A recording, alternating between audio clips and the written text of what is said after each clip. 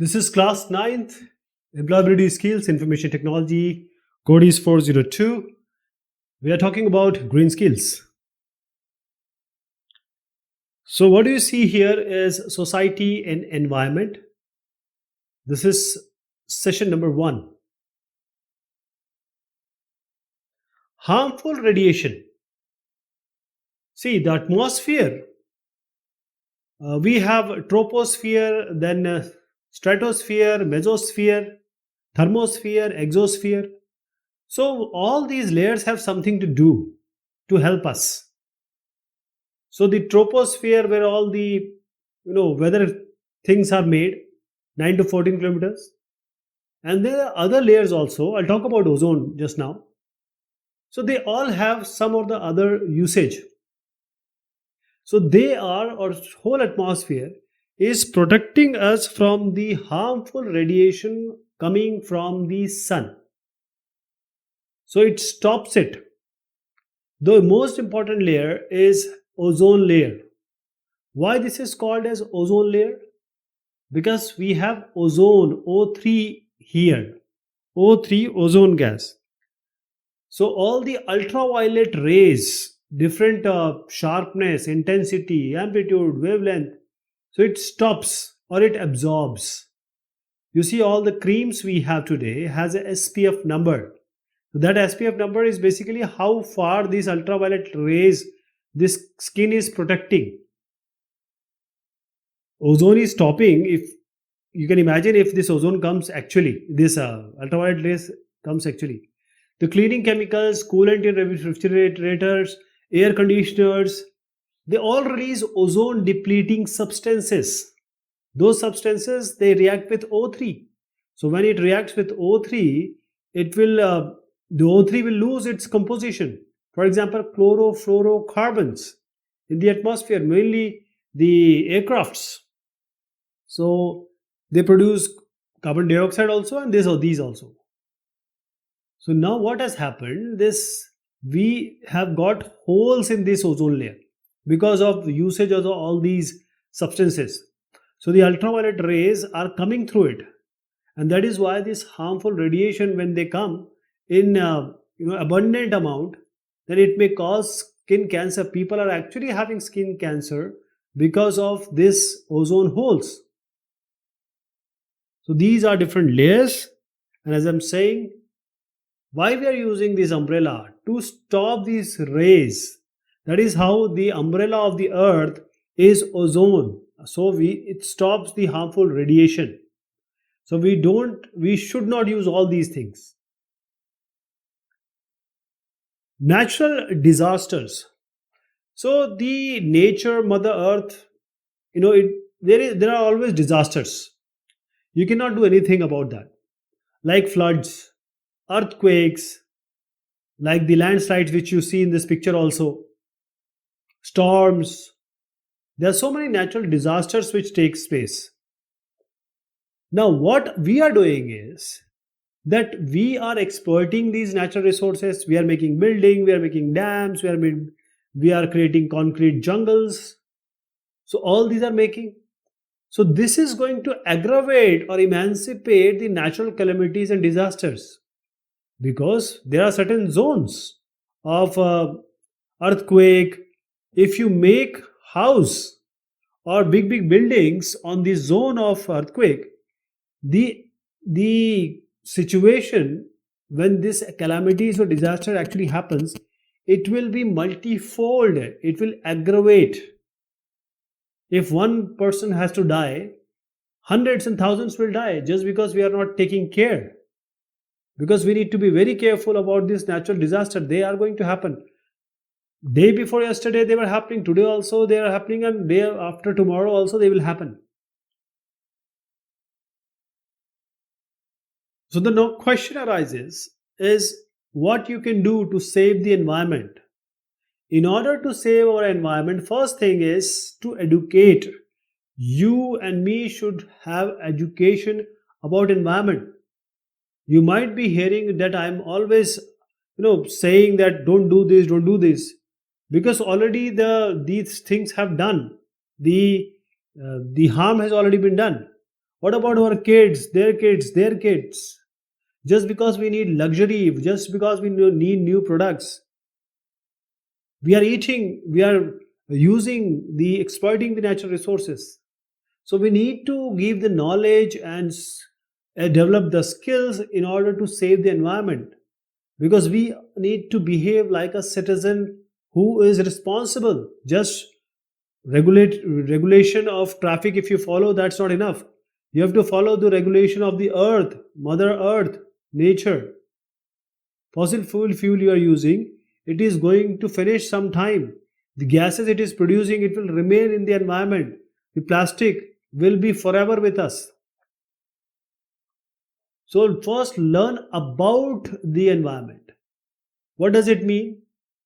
Learning about the environment is about acquisition of knowledge and understanding of our surrounding. That is, get the knowledge, get the information, and understand what is around you. It's not only you. You cannot live alone. There, plants, animals are living with you. See, first is learning about the environment. Then comes the learning through the environment. What is this? This boy is picking up the plastic and putting it somewhere in the say, you know, garbage bag. So now, if you think that you go to school, then college, then tuition, go to malls, this may be your life. But the problem is, we are not going to the environment. We just go to have fun. We are not engaged with the environment. So we need to learn with engagement with the environment, and we need to observe by ourselves. We have to go outside our classroom. We have to do the experience, hands-on experience. We have to learn by doing, and then we have to see the problem and then take proper action to solve it. To solve it, this environment damage is already happened. Now we need to minimize, or we need to minimize it. We can minimize it by developing the skills and knowledge. Because if you don't have the knowledge of how to utilize the resources, what are the green processes, what are the technologies, what are the integration we have to do in the business, in our daily life, to safeguard our environment, to safeguard our biodiversity, to safeguard the life of our next coming generation. Okay, this is how you can learn through the environment.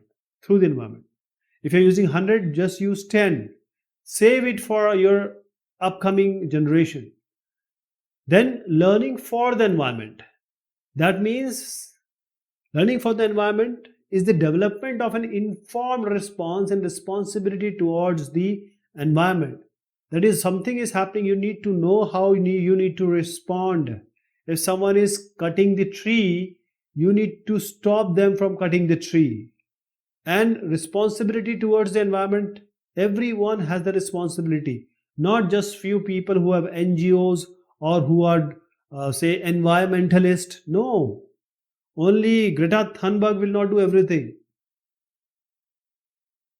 Reduce, reuse, and recycle, these are the 3 R's. 3 R's, and these are very important for saving the environment. 3 R's: reduce, reuse, recycle. Reduce, reuse, recycle. And this has come from the today's modern waste management. Because previously, what you will do, put everything in the polythene and just throw it wherever it is, wherever there is an open plot, free plot. It's not like that. Now we need to have proper waste management. So again, 3 R's: reduced, reduce, reuse, recycle. What does reduce means? Do not use what you don't need.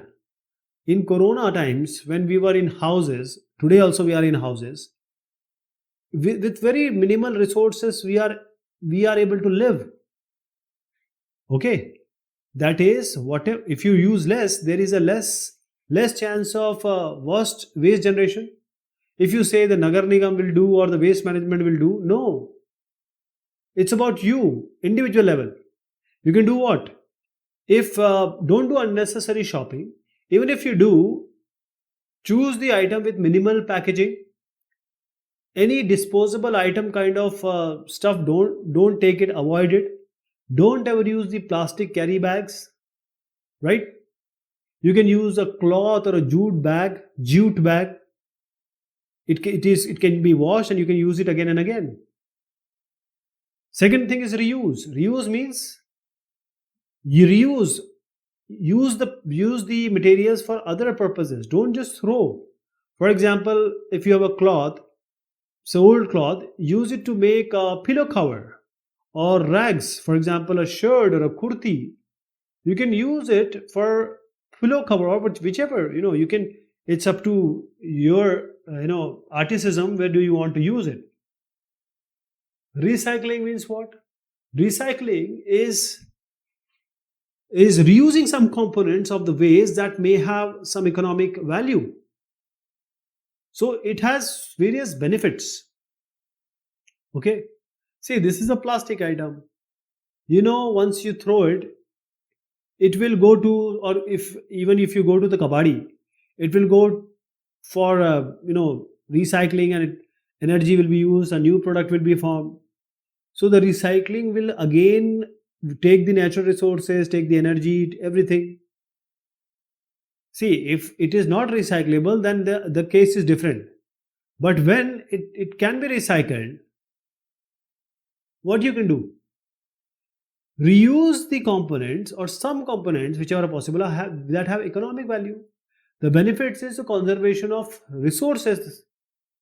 Energy will be less used. Manufacturing and the manufacturing will produce pollution levels. All these aluminum, steel, they can be recycled many times. Metal, paper, glass, plastics, they are recyclable. The waste, that is the wet waste of kitchen, you can just put it inside soil and will become compost or manure, organic. We eat vegetable every day, so why can't we use it? So in every house, we need to religiously segregate or differentiate between the wet and the dry garbage. The wet garbage, as I said, can be used for making manure, vermicompost. There are so many options which you can do. And the dry garbage, you can use it, either you can reuse it or recycle it, you put it for recycle. So the non-toxic solid waste should be properly segregated and disposed of in landfills, because if you are putting it somewhere which have leakage or that can create contamination, it will finally go to land and groundwater, and that will again come to you, right? So I'll give you an example of Delhi. When you enter from Dehradun side to Delhi, you'll see a very very high mountain. This is your car, and this is the extent of mountain. But it is not mountain, it is actually the garbage, the mountain of garbage. Okay. So ultimately, whatever you're doing will come to you back in any way. So let us take an example. We talked about reduce, reuse, and recycle. So reuse means using less things. Take an example of paper. You are using notebook, so why not to use it judiciously? Every notebook or copy book is coming from tree. A tree is cut to make it. Do not leave too much spaces and reduce the wastage of paper. Gandhiji used to write on letters. They do not waste a single paper. He'll fill everything. You then reuse, use things for longer time. When you are writing paper, always print and write on both the sides. Give your old books to your friends or your colleagues, juniors. It will be reused. So you will promote reuse of paper in this way. How recycle can be done? See, paper is recycled into making paper again. Paper can be made paper again. So this is used paper. It can also be used for paper mash. Basically, it's a composite material consisting of paper pieces or pulp. Sometimes they are some textiles also, and they are bound with adhesive like glue, starch, and wallpaper paste. So paper can be made paper, and also this papier mash, that can also be made. This is how you can recycle also. So what would be our, or what can be our action for saving the environment? What are our responsibilities? So first thing is air pollution. How can we avoid it? The avoidance of air pollution is by burning material. You shouldn't burn material. For example, wheat and rice straw which are remaining after you take out wheat and rice grains, in burning of this on the agriculture field or wherever, causes air pollution. So what do? There are certain things, don't burn it. And there are things also like natural ventilation or fans in place of air conditioners you can use. In daytime also you are using fan, and you, in offices lights are on even if somebody is not there. Energy use, if you are leaving electrical appliances, even if you, because lights are in LED etc., but fan wherever you have motor, don't use it because motor takes a lot of energy. Always use public transport, buses, cycles, car only when it is dead required. Use solar and wind energy. Water pollution, how to avoid it? Don't throw waste or effluents in rivers and lake. First treat them. So using recycled water or water harvested through rains for watering garden plants, this you can prefer. Rainwater harvesting is very important way. You can use this water even if rain is not coming. So waste first, plastic bag a big no, and you need to segregate waste, the wet waste, the dry waste, and these biodegradable waste can be harvested. Chemical in the food, using chemical pesticides or fertilizers, don't use this. Avoid using this, and you need to use organic only. Okay, everything should be organic, and anything chemical is not acceptable, should not be used. Okay, forest plants, paper is coming from tree, so just avoid papers. Everything is digital now, right? And using paper for making paper based product or paper also.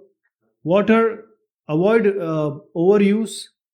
See, water, whatever we are using extra using of water is not used being is actually the limited in other parts of the world. So just whenever you are bathing or doing anything, shower, use less water. And let us see the question and answer. What are some of the environmental changes caused due to modern methods of agriculture? So these are the answer. Let me explain it also. First thing is, see, improvement in the environment, no. Lower air pollution due to crops, no. Decrease in forestation, no.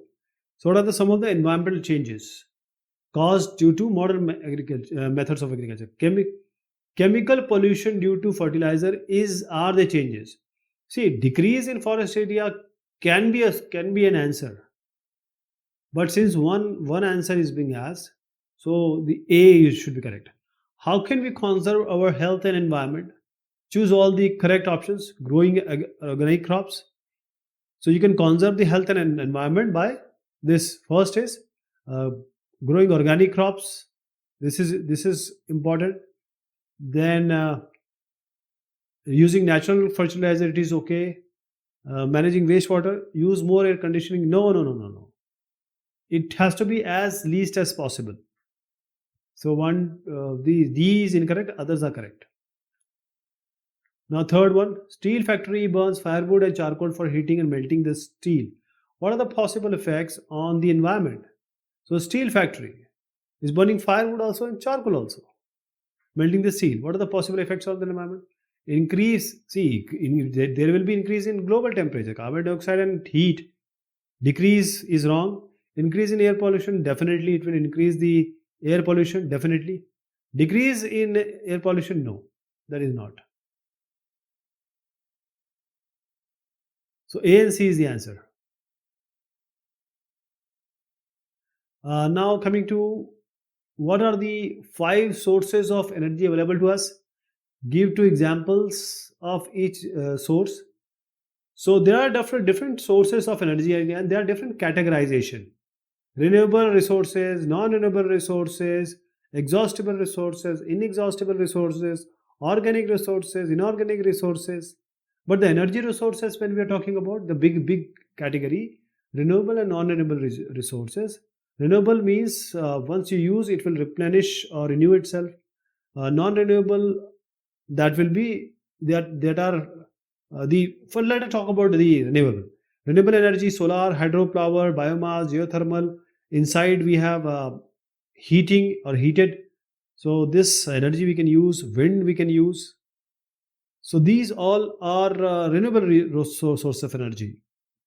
So this is how renewable resources of energy which will replenish or renew itself. And coming to the non-renewable, that the amount are limited. That is, once they are used, they will be finished, or they will take millions of years to be formed. For example, crude oil. Thousands of years back, this has formed. So diesel, petroleum, kerosene has been formed. Nuclear also will, because it is coming from these certain metals, non-metals only. Coal, it is already finished, almost finished, and we are using it in such a pace. Then we have the natural gas; it is also finishing. What are the sources of pollution? The sources of pollution. See, the category of main pollution are the air pollution, and then this going to air, contaminating the air. Then we have water. If water, which is normally fresh, we are putting the waste onto land, that is land pollution. Then sometimes uh, hard noise with a lot of amplification and intensity is harmful. So first of all, vehicles. All the vehicles are polluting the air. It is giving us, liberating CH4, the methane, nitrous oxide, carbon dioxide, carbon monoxide. If you're using excessive chemicals in agriculture, like the insecticides and the pesticides and the fertilizer, they are going to affect the pH value. pH value is basically the value which will give you what is the acidic value and the base value of the soil. So the organisms, the plants, they will grow at certain pH level. Okay.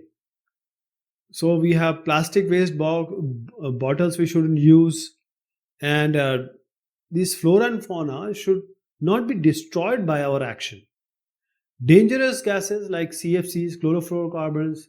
CFCs are the very important. CFCs are directly attracting ozone, methane, carbon dioxide. They are released into air. That will create a lot of trouble in our life. Our life is in danger. I'm telling you. Classify the following under the three respective categories of natural resources. See, inexhaustible, that is, they will never be finished. Air and sand is the answer. Renewable means once you use it, they will replenish itself.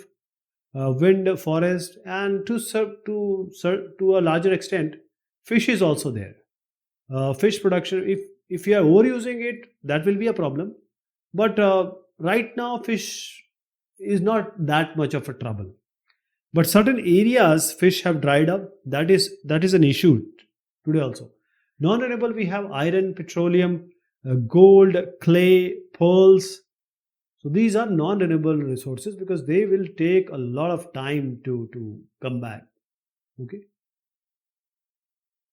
So these iron, petroleum, gold, clay, pearl fall under non-renewable category. So you can have a look here also. Okay, this is all about this topic. Thank you so much. Take care of yourself.